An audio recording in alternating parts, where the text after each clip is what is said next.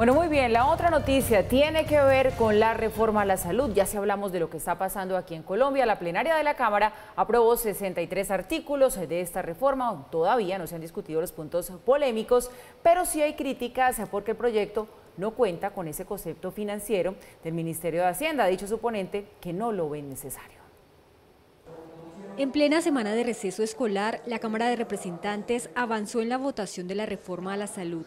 Desde la oposición denunciaron que el proyecto se está pupitreando. Qué mal mensaje para el país. Una reforma donde todos los colombianos están analizando cómo está votando la plenaria de la Cámara y nosotros a pupitre limpio estemos votando en bloque varios artículos que son inconvenientes para la salud y la vida de los colombianos, presidente. Y no hay ninguna amenaza. Incluso hay molestia entre algunos congresistas porque la propia ponente del proyecto reveló que no tiene un concepto sobre el costo de la reforma. La reforma no tiene hoy un concepto de viabilidad financiera del Ministerio de Hacienda porque no creemos que lo requiera. Lo que está haciendo la reforma es una redistribución, un cambio de uso en procura de mejor calidad y mayor acceso a la atención con la misma plata que tiene asignado año a año y que es un presupuesto creciente, ya garantizado. Ayer no solamente los ponentes de manera muy cándida y espontánea reconocieron que esto no existe, sino que después en redes sociales se dedicaron a argumentar que es que naturalmente esto va a tener aval fiscal porque el gobierno no se puede oponer a sus propias reformas. Eso es falso, por supuesto. Hay unas proyecciones que están del Ministerio de Hacienda que hablan de 113 billones de pesos que podría costar esta reforma a la salud en 10 años, que fue el informe que dejó el exministro Ocampo y el que tanto le incomoda a este gobierno, porque ese es el informe por el cual casi que le costó el cargo al señor exministro. Otra de las dudas tiene que ver con quién asumirá las responsabilidades por sentencias judiciales en temas médicos. No encuentro quién va a asumir el pago de las sentencias judiciales en responsabilidad médica. Las responsabilidades de indemnización por sentencias judiciales no están a cargo del sistema de salud, están a cargo de quien asume esa responsabilidad judicial. Entre los artículos que se aprobaron está el que obliga a las IPS a garantizar insumos, recursos y tecnologías en salud, el que dispone las condiciones para la transición hacia las instituciones de salud del Estado y el que establece el manejo del Fondo Único de Salud. Sentimos que aquí se está plasmando ese deseo del ministro de Salud de acabar con el SOAT sin definir de dónde van a salir recursos adicionales para hacerse cargo de las atenciones que hoy se están pagando con ese seguro. Realmente eso nos parece muy preocupante y volvemos a insistir que con esta reforma se están fragmentando los recursos de la salud y al mismo tiempo se están fragmentando los servicios. También hay artículos aprobados que tienen que ver con la vinculación laboral de los trabajadores de la salud. Y un régimen especial significa que pueda existir alguna flexibilidad en la vinculación para que puedan contratarse profesionales del área de alta formación y que además exista unos incentivos y motivaciones para que vayan a la periferia, a las regiones donde no hay especialistas o subespecialistas. Una de las derrotas para el gobierno fue la eliminación del artículo que le daba funciones jurisdiccionales a la Superintendencia de Salud. Yo creo que hay que tratar de insistir en este artículo, tal vez presentarlo en una mejor forma, porque una superintendencia que no tenga dientes para poder prevenir, especialmente poder prevenir situaciones que se dan y que se han dado. Nosotros hemos tenido desafortunadamente cerca de más de 100 EPS que se han ido del mercado y han dejado terribles deudas. Por ahora, la discusión de la reforma queda en pausa porque la Cámara tiene que debatir presupuesto. Empezaremos precisamente el día martes con el debate de la oposición frente al presupuesto general de la Nación para luego continuar y avanzar como nos ordena la ley antes del 20, terminar el debate del presupuesto general de la Nación. Luego miraremos cuándo se le puede dar continuidad al debate de la reforma a la salud. Al menos son 69 artículos los que quedan para discusión de la reforma a la salud en Cámara. Después, el proyecto pasaría a tercer debate en la Comisión Séptima del Senado. El Ministerio de Hacienda envió al Senado de la República el concepto de aval del impacto fiscal de la reforma pensional. Dicen las estimaciones de Minhacienda que el costo del sistema pensional para el año 2100 será de un 126% del Producto Interno Bruto. Si no se hace la reforma, sería del 84% del Producto Interno Bruto.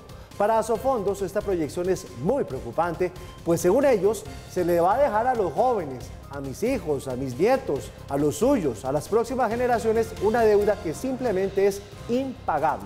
Además, el gremio de los fondos privados asegura que es tan grande el incremento de la deuda pensional que con esos recursos, imagínense, se pueden financiar 46 líneas del Metro de Bogotá.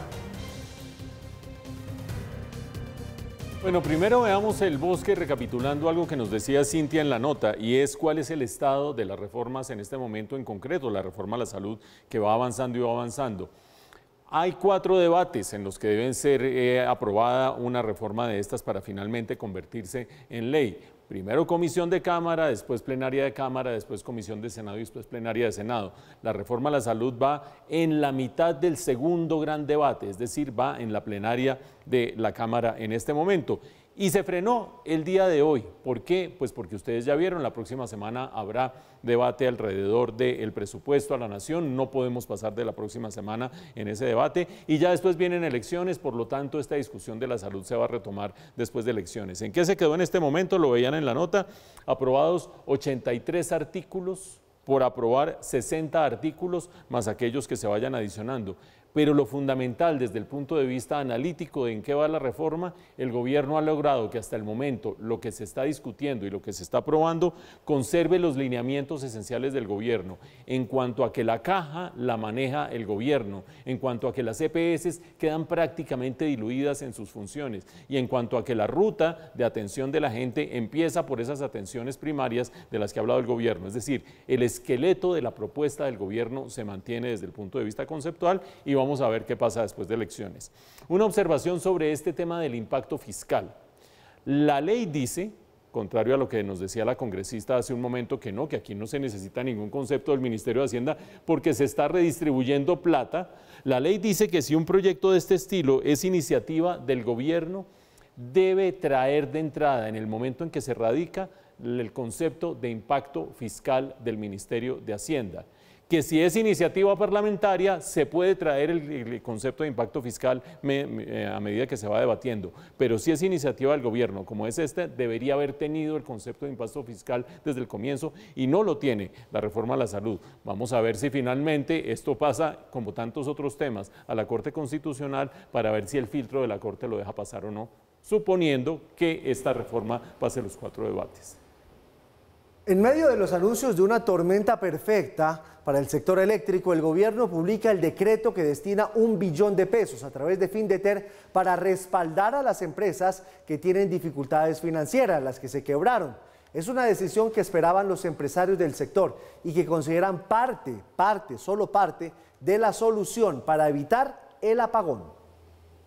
Luego del llamado de atención de exministros de Minas y Energía y otros expertos del sector energético que advierten una crisis en medio de una coyuntura difícil, el gobierno da a conocer el decreto que esperaban las empresas que tienen problemas de liquidez. A través de su cuenta X, el ministro de Minas y Energía, Andrés Camacho, informó que estaba firmado el decreto que habilita la línea de crédito de 1 billón de pesos para apoyar la situación financiera de las empresas comercializadoras del sector eléctrico. También escribió que en la misma línea hemos expedido más de 10 resoluciones regulatorias y preparamos más paquetes de soluciones, incluida la convocatoria a una reunión de urgencia con las empresas, los gremios, la Superintendencia de Servicios Públicos, el Comité Nacional de Usuarios de Servicios para conjurar la situación. Los voceros del sector dijeron que la oficialización de la línea de crédito es una buena noticia, ya que en este momento las empresas están en capacidad de producir y que si no se tomaban medidas, en 8 meses sí se habrían presentado grandes dificultades. ¿Qué falta acá? Pues falta mirar cómo se desarrolla el Niño, qué tanto nos va a afectar las lluvias de aquí hasta noviembre. Pero digamos que a hoy los embalses están en un nivel relativamente bueno, está más o menos como al 70-72%. El problema que hay está en la capacidad de pago de las empresas y con la decisión que se tomó hoy, el gobierno da parte de solución y se comienza a reducir la crisis de un apagón. No significa que no hacen falta nuevas medidas. Que eso es por 1 billón de pesos y nos va a dar una mano en esa fugia de caja. Lo segundo, el gobierno ya le dijo a los distribuidores comercializadores mediante una resolución de la CREC hace 15 días, usted va a ser capaz de recuperar esa opción tarifaria, pero alarguemos el plazo. Vámonos a 10 años. Entonces, por eso esos créditos de Fineter se vuelven tan buenos. También hacen una recomendación como que se dé incentivos a los usuarios que se portan bien con el consumo de energía. Otro de los temas que le hemos dicho al gobierno es, oiga, saque un programa como el que se hizo en el primer trimestre de 2016, que se llamó en ese momento Pagar Paga. Si su promedio de consumo para el mes X era menor que el promedio de los 3 últimos meses, usted terminaba recibiendo un beneficio directo en la factura. Para evitar problemas futuros, la recomendación que hacen desde las compañías del sector es que no haya tanta demora para tomar decisiones. Me uno a lo que decían los exministros, es momento de tomar acciones más rápidas, ¿sí? Es decir, si, como le decía, el crédito de Fineter ya vamos hablándolo 4 meses. Solo hasta hoy va a estar casi listo ya para comenzar a hacer desembolsos, no sé, en noviembre, diciembre. Esto habíamos podido moverlo un poco más. Los últimos días, expertos del sector, entre ellos varios exministros, han hablado de que el país avanza hacia una tormenta perfecta porque al problema financiero de las compañías se suma el fenómeno del Niño, el alto precio de la energía en bolsa y la caída que se espera en los embalses, así como la no entrada de proyectos renovables. ¿Apagón o no apagón? Esa es la cuestión, y lo cierto es que lo que ha resuelto el gobierno es un paso en la dirección correcta, pero es claramente insuficiente. Eso tiene a su vez una noticia buena y una noticia mala. La mala, evidentemente, que es insuficiente, ya voy a explicar por qué, pero la buena es que el ministro entiende de este tema. El ministro sabe lo que se puede venir pierna arriba. El ministro está ponderando los pros y los contras.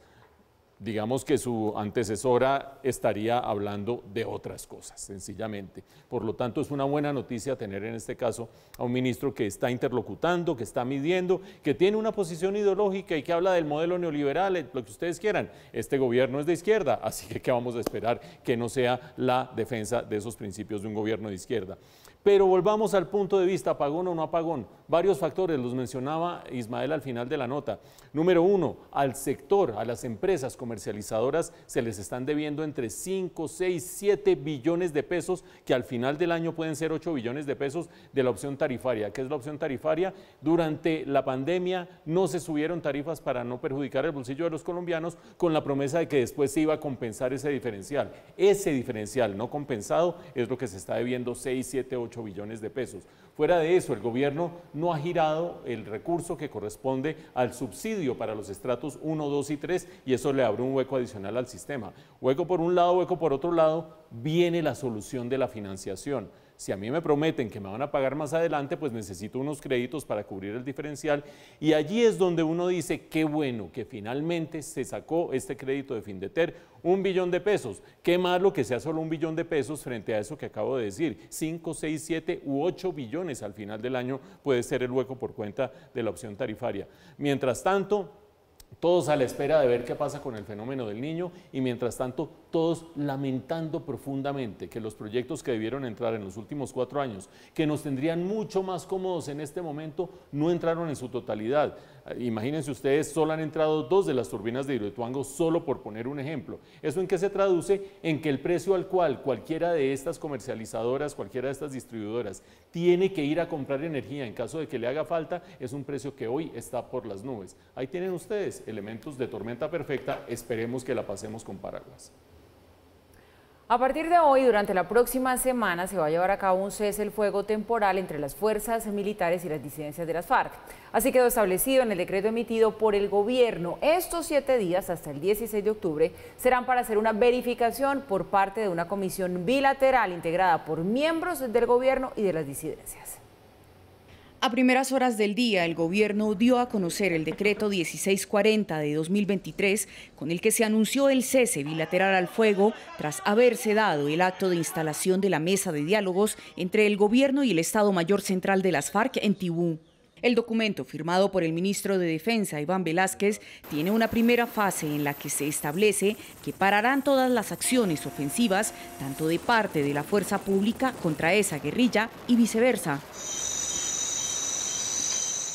Que el Gobierno Nacional considera necesaria la suspensión de las operaciones militares ofensivas y las operaciones especiales de policía en contra de los integrantes del Estado Mayor Central de las FARC-EP de manera temporal, como un mecanismo para disminuir los efectos de la confrontación. que el Estado Mayor Central de las FARC-EP ha acordado suspender las acciones ofensivas en contra de la fuerza pública durante el periodo que así lo haga el Gobierno Nacional. Lo anterior queda establecido a partir de hoy y hasta el próximo 16 de octubre. Estos 7 días establecidos en el decreto serán para hacer una verificación por parte de una comisión bilateral integrada por miembros del Gobierno y del Estado Mayor Central de las FARC, quienes realizarán un monitoreo para que se cumpla el cese de hostilidades durante esa semana. Posteriormente a esa fecha, se determinará si esa semana de prueba cumple con los parámetros de cese el fuego para así dar paso al inicio de los diálogos de paz. El decreto también contempla el respeto a las comunidades de las regiones donde se adelantará el cese. El presidente de la República, mediante orden expresa y en la forma que estime pertinente, determinará la localización y las modalidades de acción de la fuerza pública, siendo fundamental que para ello no se conculquen los derechos y libertades de la comunidad ni generen inconvenientes o conflictos sociales. Una vez se venza el plazo, que termina ese 16 de octubre a las 24 horas, el gobierno del presidente Petro deberá expedir otro documento con los protocolos y los mecanismos definitivos para el cese de operaciones militares. Cuando se instale formalmente la mesa de diálogo, esta será itinerante y tendrá ciclos regionales en las zonas de mayor conflicto. Avanza la paz. En video quedó registrado como un mayor retirado del ejército increpa muy fuertemente al comandante de las fuerzas militares, al general Helder Giraldo, mientras esperaba un vuelo en una de las salas del aeropuerto El Dorado aquí en Bogotá. El ex oficial del ejército lo acusó, entre otras cosas, dice él, de habérsele arrodillado a los narcotraficantes. Esto fue lo que pasó. Familia, mi general. El desprestigio de este país, el desprestigio del pueblo colombiano. Qué dolor tan grande, mi general. Yo soy curso del general Pinto Lizarazo Marcos y del segundo comandante. Ah, sí, mi general se tiene que acordar. Pero vamos adelante, Juan, tranquilo. ¿Qué más, Jefferson? Buenos días. Aquí no estamos dando brazo a torcer ni nada. Sí, claro que sí, mi general. Usted sabe lo que sienten los soldados y las tropas allá en el área cuando está pasando lo que está pasando, mi general. Pero, mano, no estamos perdiendo nada, tranquilo. Hemos arriesgado, arriesgamos todo. Arriesgamos la vida, estuvimos al borde de la cárcel, perdimos nuestras familias por este país y por amor a una institución. Y ustedes, los generales, se arrodillaron a estos narcotraficantes terroristas. Yo le pido un favor, a mí no me insulta. No le estoy insultando. Y represento de vestir a los generales y la dignidad de ellos. Eso, por eso se lo estoy diciendo. Aquí nadie se ha arrodillado. Sí, claro que sí. No cumplieron con la Constitución. Normalmente y todo, y no hay que hacer eso en la No cumplieron con la Constitución y la Constitución manda que defendieran este país. Entonces, defiéndala usted, hermano. Claro, estamos tratando de hacer eso. Háganlo ustedes, que son los que están ahorita al mando. Háganlo ustedes. Bueno, cuando hay discusiones tan álgidas como los temas de paz, pues hay posiciones a favor, hay posiciones en contra. Me parece que el general Giraldo pues reaccionó muy bien, reaccionó con elegancia y pues dio la discusión en términos muy decentes. Claro. Pero también hay que escuchar el malestar que hay en algunos sectores, sobre todo los retirados de las fuerzas militares. Quizá eso es lo que debe pasa quedar cuando se hacen estos acuerdos. Para la reflexión, ¿no? Porque también pues es importante que una institución como el Ejército, pues la gente, la sociedad civil la sienta cercana, siga creyendo en lo que están haciendo, y cuando hay este tipo de reproches deben prestársele un poco de atención. Pero sabe que eso viene con los procesos de paz, porque hay mucho dolor en las fuerzas militares, han sido víctimas de narcotraficantes, de guerrilleros, de terroristas, pues obviamente cuando se hacen estos acuerdos quedan esos rencores vivos. Por supuesto. Esta escena que acabamos de ver vuelve a traer una pregunta que hemos tenido flotando en el aire desde que se posesionó el gobierno de Gustavo Petro, y es una pregunta esencial. ¿Qué tan divididas están las fuerzas militares acerca de la política de paz del presidente Petro? Alguno dirá, ninguna división, porque ya se defenestró la fuerza militar como venía, la fuerza pública como venía en los gobiernos anteriores, se sacaron 50 generales, 10 almirantes, etcétera, etcétera. Los que quedan, pues son afines a la política del gobierno. Es una pregunta todavía por resolver. ¿Es cierto eso? ¿Es cierto que solamente los militares retirados tienen esta posición crítica frente a la política del gobierno? No lo sabremos hasta que finalmente suceda algo que nos muestre si hay fractura o no hay fractura. Mientras tanto, sí vale la pena preguntarse algo mucho más obvio.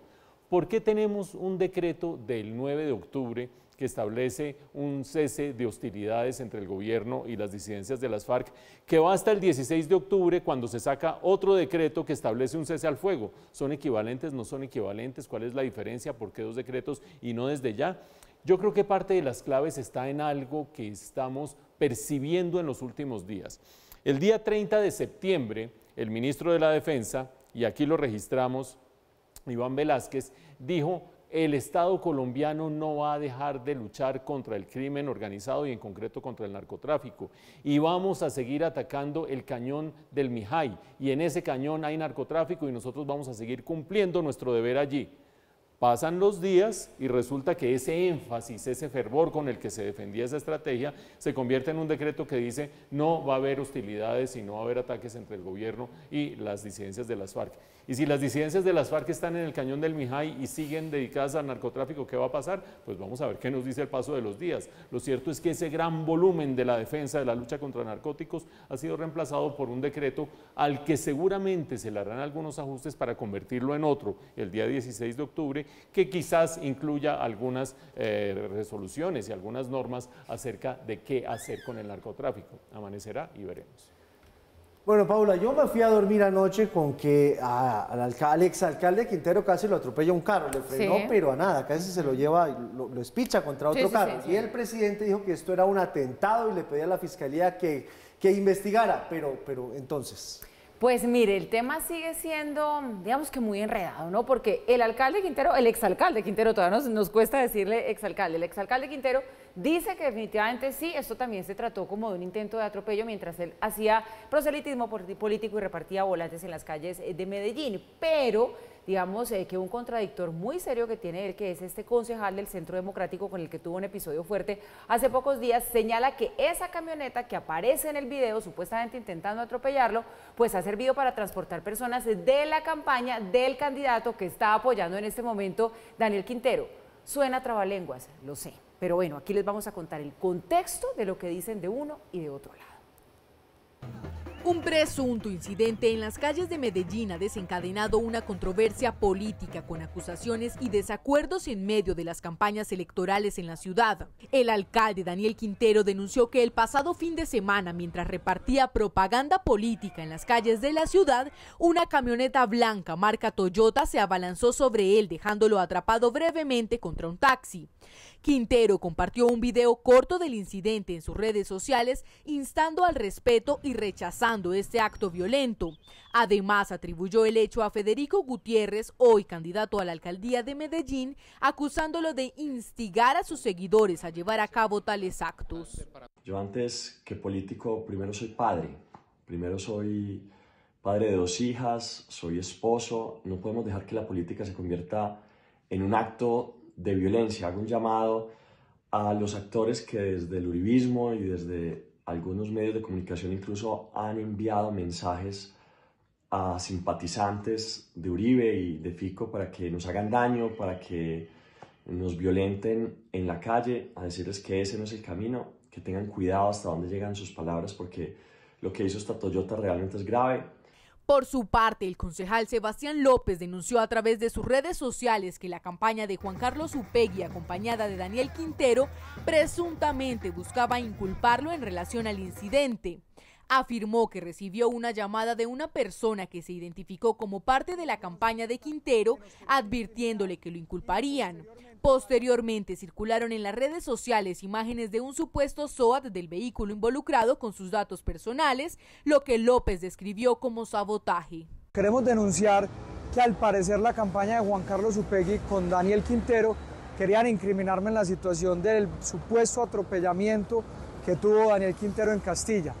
Nos enteramos ayer por una llamada que recibimos de una persona que se identificó de la campaña de Quintero, primero, que eso fue completamente simulado y que ese vehículo al parecer también llevaba y transportaba gente de la campaña de Upegui. Y después nos vuelven a llamar donde nos alertan que nos querían incriminar y posteriormente sale en algunas redes sociales un SOAT, un supuesto SOAT del vehículo donde tiene todos mis datos personales.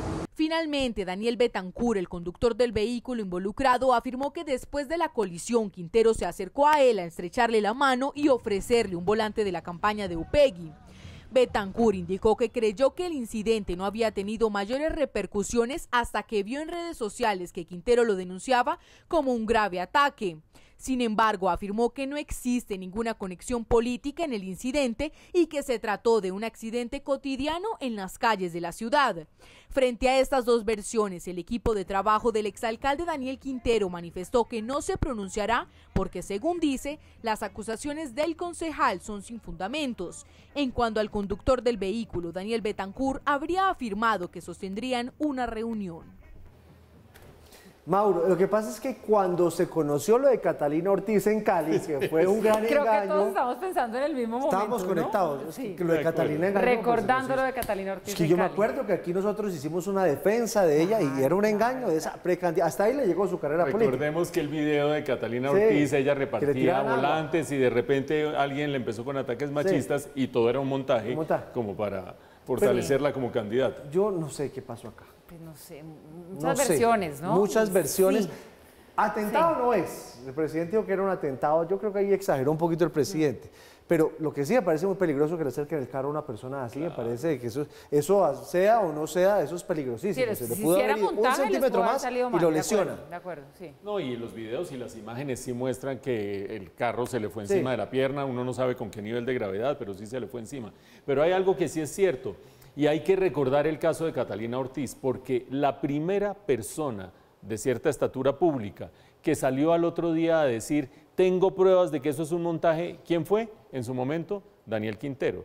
No quiero decir que él tenga algún tipo de relación con ese caso ni con el otro caso, pero él mismo fue el primero en decir lo de Catalina Ortiz es un montaje, resultó siendo un montaje. No sabemos si aquí hubo montaje o no hubo montaje, afortunadamente no pasó a mayores, afortunadamente ya hay diálogo entre el exalcalde y este señor Daniel Betancur, entre los dos Danieles, para que lleguen a un acuerdo y no vaya a haber aquí ningún tipo de cosa que trascienda. Pero sobre todo, ojalá que en las semanas que queden la campaña sea limpia, traslúcida, y que salgan los resultados que tengan que salir. Todavía uno se pregunta si la campaña que hace Daniel Quintero le va a bastar a Juan Carlos Upegui para recortar las distancias con Federico Gutiérrez. Habrá que ver, porque todo es posible en la política.